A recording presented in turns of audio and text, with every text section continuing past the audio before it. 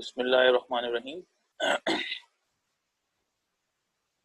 So last topic was beats and beats की definition हमने discuss की थी कि बीट्स आपके पास जब दो नियरली सेम फ्रीक्वेंसी वाली वेव्स को सुपर इम्पोज किया जाता है then they form beats higher and lower notes. Okay, कुछ इस तरह का आपको मैंने फॉर्मेशन दिखाया था और मैंने आपको सुनाया भी था।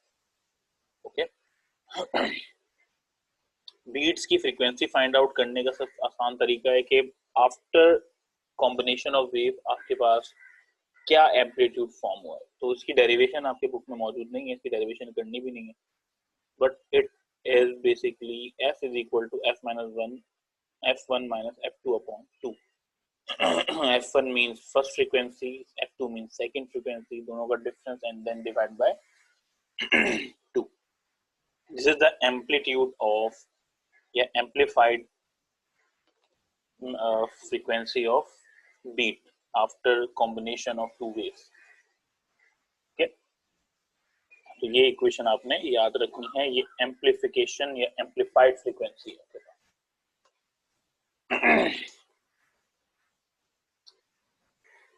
Now according to this diagram or this process, how to find beat frequency? The diagram shows that two beats are produced in each cycle of amplitude, therefore beat frequency is। तो beat frequency कैसे find out करेंगे? अभी जो हमने देखा वो maximum frequency थी, amplitude वाली फ्रीक्वेंसी, ओके, बीट्स के अंदर। But to find out the beat frequency, that what is the frequency of beat, single beat, so f equal to 2 of f ampere amplitude, यानी कि आपने दोनों फ्रीक्वेंसी का जो एम्पलीट्यूड निकाला था, फ्रीक्वेंसी एम्पलीट्यूड, उनको 2 टाइम्स कर देना है। रीजन, उनकी फ्रीक्वेंसी आपस में 2 टाइम्स हो जाएगी, सही है, उनकी जो एम्पलीट्यूड बनेगा वो 2 टाइम्स हो जाएगा।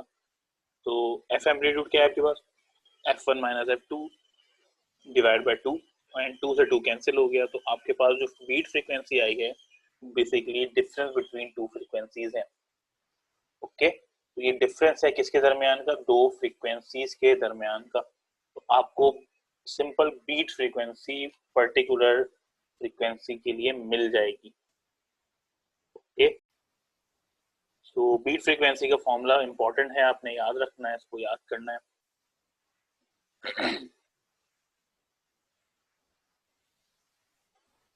सो beat frequency is equal to the difference of frequencies, ये हमें मालूम है। तो इसके अकॉर्डिंग आपको कुछ चीजें, छोटी मोटी चीजें हैं जो याद रखनी है। जैसे कि एक छोटी सी बात है कि human ear can detect maximum beat frequency of 7 beats per second, यानी अगर कोई बॉडी 1 सेकेंड के अंदर 7 बीट्स प्रोड्यूस कर रही है, इट मीन्स मैं उस फ्रीक्वेंसी को सुन सकता हूँ। ओके, अदरवाइज मुझे सुनाई नहीं देगी वो फ्रीक्वेंसी, सही है। जैसे कि आप अपना हाथ जो मूव करते हैं, वाइब्रेट कर रहे हैं, अगर वो 1 सेकेंड में 7 बीट्स प्रोड्यूस कर सकता है, इट मीन्स कि वो आपके पास उस हाथ की मोशन आपको सुनाई देगी, उसकी बीट सुनाई देंगी।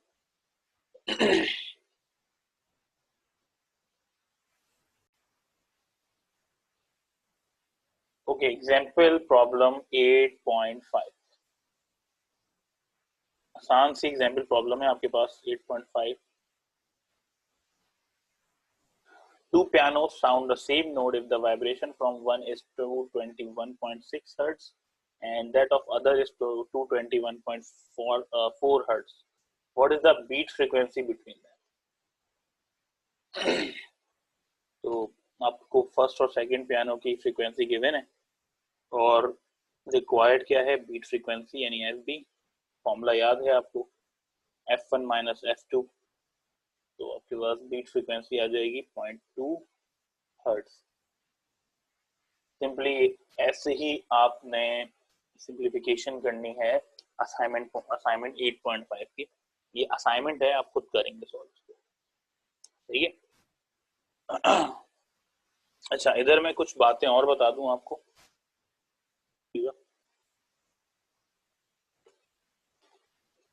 We know के वेव्स कैन रिफ्लेक्ट, एंड मैं बात कर रहा हूँ यहाँ पे फिजिकल, मैं बात कर रहा हूँ यहाँ पे मैकेनिकल वेव्स की. So reflection from free end of string exhibits to phase change.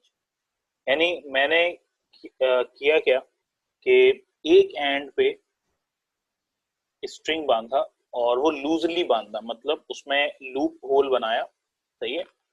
और लूप बनाने के बाद मैंने वो एक स्ट्रिंग उसको एक रॉड पे लगा दिया इधर, सही है. जब मैंने यहाँ से मोशन दिया या बल दिया, वेव प्रोड्यूस करी, तो वो वेव आगे बढ़ी, और आगे बढ़ने की वजह से that particular loop moves upward due to the peak, और वो मजीद ऊपर गया due to the peak. And then जब वेव वापस आने लगी तो वो वापस अपनी ही पोजीशन पे आ गया वो लूप. ये कैसे हुआ?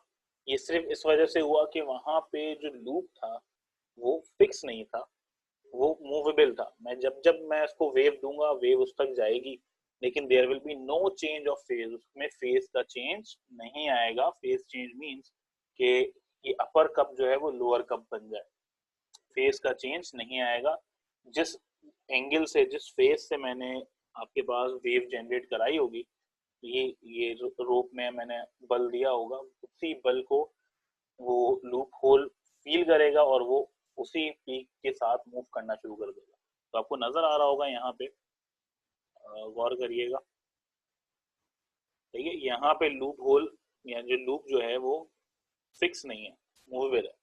ओके, तो जैसे ही यहाँ पे वेव पहुंची, देखो लूप ऊपर चला गया, वेव और आगे बढ़ी तो लूप और ऊपर चला गया, सही है. अब वेव वापस आ रही है, वेव वापस आ रही है तो देखो लूप नीचे आ रहा है, और जब वेव निकल गई वापस, जैसे स्टेशनरी पोजीशन पे था वैसे ही लूप अपनी जगह पे वापस आ गया. कर दूं तो क्या होगा? So wave experience a 180-degree phase change when it reflects from a point where the string is fixed. यानी अगर मैं उस लूप की जगह पे स्ट्रिंग को फिक्स कर दूं, सही है, यहाँ पे स्ट्रिंग अब फिक्स है, बंधी हुई है स्ट्रिंग, सही है, तो क्या होगा? वहां पे वो वेव जाएगी.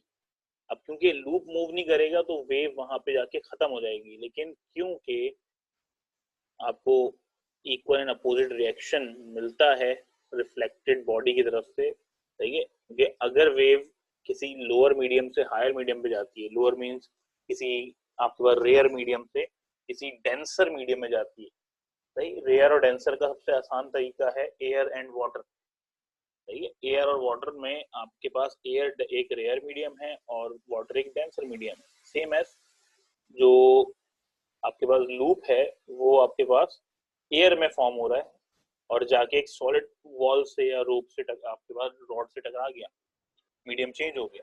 और जब टकराव होता है तो क्या होता है बेटा? 180 डिग्री का फेस चेंज आता है. देखो मैंने कर्व क्रस्ट भेजा था, वापसी में क्या आ रहा है? ट्रफ आ रहा है. This is basically again reflection of wave when one and is fixed. अगर एक एंड फिक्स होगा then the trough will be converted into trough. Trough will be converted into crust. This is known as 180 degree phase change. Standing or stationary waves. When two exactly similar waves travel in opposite direction along the string, standing waves produced, provide the condition for superposition are satisfied. Okay. It is mostly possible if the string is fixed with both ends and we disturb the string from any point of the string. Okay? यानी अगर आपको ये condition generate करनी है कि similar wave travel करे opposite direction में, सबसे आसान तरीका है कि आप स्ट्रिंग को दोनों तरफ से फिक्स करें और उसको प्लग करें या कहीं से मूव कराएं, खुद से डिस्टर्ब करें स्ट्रिंग को. जैसे कि आपके पास ऑब्वियसली सिंपल से वायर इंस्ट्रूमेंट्स जो भी हैं आपके पास उसके अंदर मौजूद होता है. फॉर एग्जाम्पल दिस, आप घर पे भी करते होंगे ना, रबर बैंड को दोनों हाथों से पकड़ा और दांतों से खींच दिया तो एक साउंड जनरेट होती है. वो बेसिकली साउंड किस वजह से जनरेट हो रही है, वो स्टैंडिंग वेव के फॉर्म होने की वजह से हो रही है।